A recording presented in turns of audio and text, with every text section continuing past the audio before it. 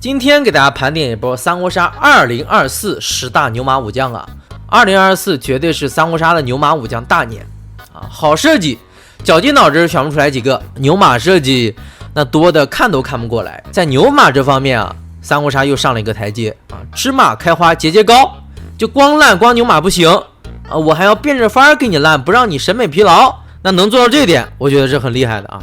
废话不多说，直接看。第一位武将来自三国杀一将成名，李丰，超次元存粮官，开局直接分发你手牌人数4倍的牌啊，均把你直接开局摸32张牌。很难想象这李丰是什么精神状态下的产物啊，纯的数值就往上堆啊。一开始是24牌版本的，狗卡嫌不够，又给他加到了32张牌。你李丰在蜀国就是个度量官，你凭啥开局32张牌？糜竺的大土豪开局也就7张。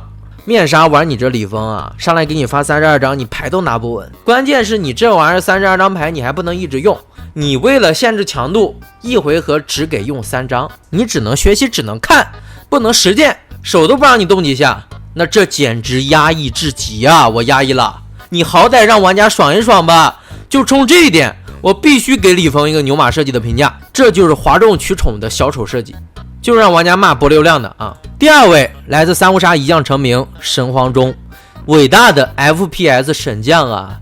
神皇钟整的这个造成伤害之后啊，这个击伤机制完全就没有任何意义，还搁着选部位触发效果呢，你扎小人去吧，你直接造成伤害，这出个选项就完事儿了，至于那么大费周章吗？还爆头击伤部位闹麻了。神皇钟啊，纯的没活硬整，那李丰高低还有点活，这就是旁门左道的设计啊。本身设计很无聊，无脑暴力输出，那怎么办呢？只能硬整一些花里胡哨的表面形式，让玩家去讨论讨论，不然根本卖不出去啊！这就是神皇钟。第三位来自三国杀移动版谋曹丕，2024最臭武将没有之一，全服最臭。每次看他这个技能描述啊，我都想哕，又臭又长，纯膈应人的技能描述啊！小作文都没这么写的吧？一个 B 技能能给你写出来3、4个括号，我真是不明白了。好不容易耐心的把你这技能读完，发现你这玩意儿就是一个纯无脑的甩标记武将啊，不是来打牌的。有标记我就封印你牌，有标记我就涨上限，有标记我就让你技能失效。那你玩回合制战棋游戏不就行了吗？那有啥打牌的必要吗？谋曹丕削弱了之后啊，实战是没那么恶心人了，但设计本身还是一坨，改不回来。第四位来自三国杀一将成名，曹芳啊，年度最差取典。就志明这种典故也能上了吗？曹芳是曹魏第3代皇帝，他是曹魏皇帝里面最没存在感的一个啊，他也确实没啥事迹，但你也不能把他下令官员这安置百姓，那组织百姓迁徙这种事儿拿出来设计技能吧。曹芳在朝政上还是有一些作为的，还是能找出来其他典故的，非要找志明这种凸显不出来任何人物特色的典故，关键你这典故契合的也没契合明白啊。你设计一个偷牌的技能和安置民众这有什么关系吗？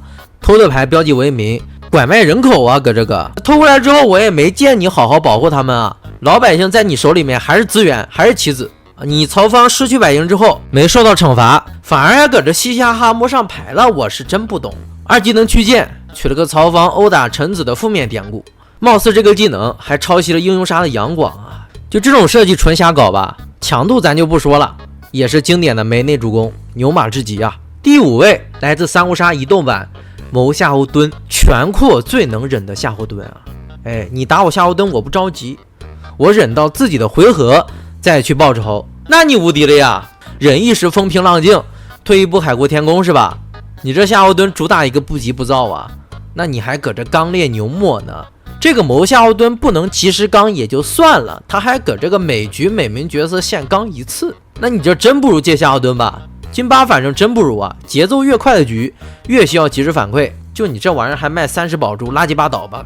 谋夏侯惇这个武将整体面相没问题，但是过于幽默了，也没办法，只能选你啊。第六位来自三国杀一将成名，袁印，2024最无脑的数值过牌将设计，你说的对，但感觉不如袁印，不如我一轮呼吸摸144张牌。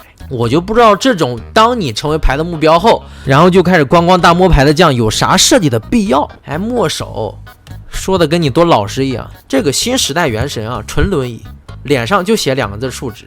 上线之前啊，很多朋友还觉得它不厉害，说它不动白啊，你不动它，它不就是白板吗？但是实战之后发现不对，很多人都没有想到它出9和出黑装备它也能摸牌，而且在这个同时还能限制敌方使用黑色牌打它。黑色牌里面大多数都是输出牌，你用这些牌指定它就摸，而且它还有一个实施技能，就无解啊。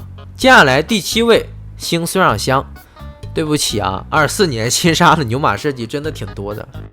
像香香这种女角色呀，我也不要求你设计出来什么很惊艳的技能组，但是你不能太幽默吧？幽默到都查无此人了。星汉璀璨最垃圾的设计，技能跟说废话一样，想用杀想用闪，可以通过使用装备视为使用；想用桃想用酒，可以通过收回装备视为使用。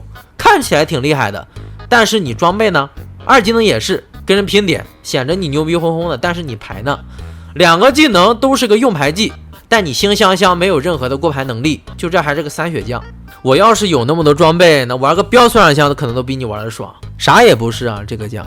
第8位谋张角，我的老角啊，这位更是始终始，和世子一样啊。这个逼将也不是过来打牌的，一个甩标记封神技能，一个是甩标记直接打伤害。这种甩标记的设计真别出了。开始次日服的那版老角啊，说实话无脑是无脑，但强度还是有的。正式上线之后的这个10块钱版本，我觉得是纯恶心玩家。便宜是便宜了，但他不给你好货，就刻意的给你压数值。不多说了，垃圾武将一个。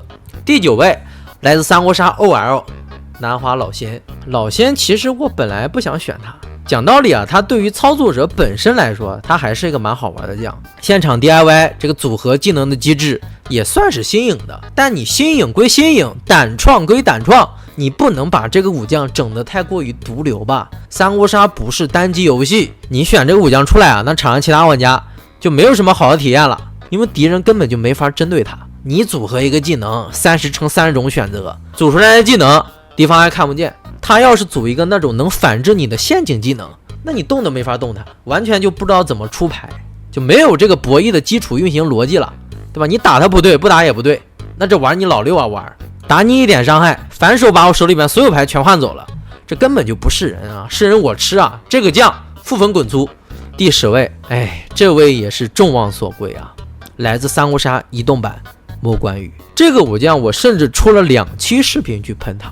2024最烂我觉得没啥问题，契合度、人设、游戏性、数值、技能描述全方面的烂。上来数值啊，他就给他拔的贼高，回合内连出3刀啊，边出边摸，开始的版本还能5刀啊，那这个数值太逆颠了，怎么办呢？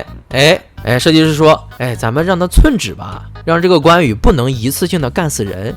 你看这样多好，还契合了关羽华容道意识曹操的典故。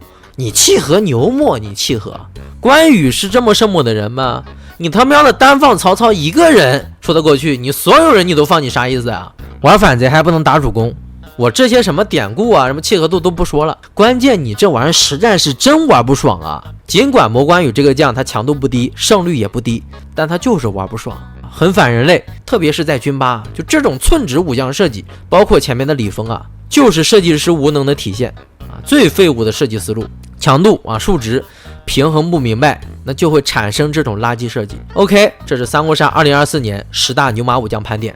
可能又没说到的，大家可以在评论区里面补充。我是老野新家，感谢大家观看哟。